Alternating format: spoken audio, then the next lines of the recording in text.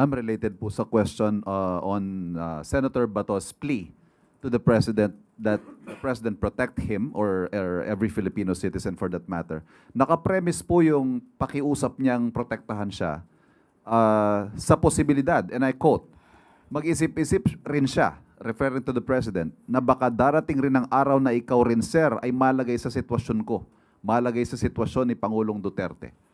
Ano ho ang komento ng palasyo dito? Is this a scenario that the President even thinks is possible when he steps down? Same situation and scenario as compared with the former President Duterte and Senator Bato, Being charged and arrested for a crime.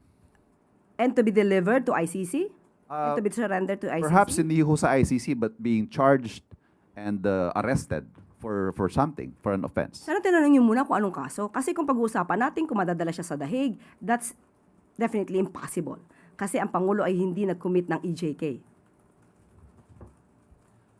Ma'am, ito naman pong nababanggit nyo kanina na RA 9851. 9851. Okay. Ano ho ang official position ng pamahalaan ng Pilipinas tungkol dito sa ICC arrest? Of course, you said we do not recognize the jurisdiction of the ICC because we are no longer a member. But the fact na may arrest warrant po at ini-implement ngayon, ano ho ang official position ng gobyerno? Ang nagsampa po kasi ng kaso sa ICC ay kapwa natin Pilipino. At meron din po tayong obligasyon sa Interpol, meron din po tayong obligasyon na ang lahat ng dapat na managot ay managot. Dahil dapat din po natin proteksyonan yung mga di umano na nabiktima ng EJK.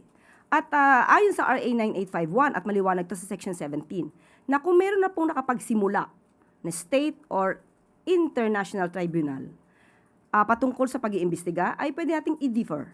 Pwede nating i-waive yung ating karapatan at ibigay na sa international court ang pagpapaimbestiga. At yun lamang din po ang sinusunod ng RA natin dito sa RA 9851.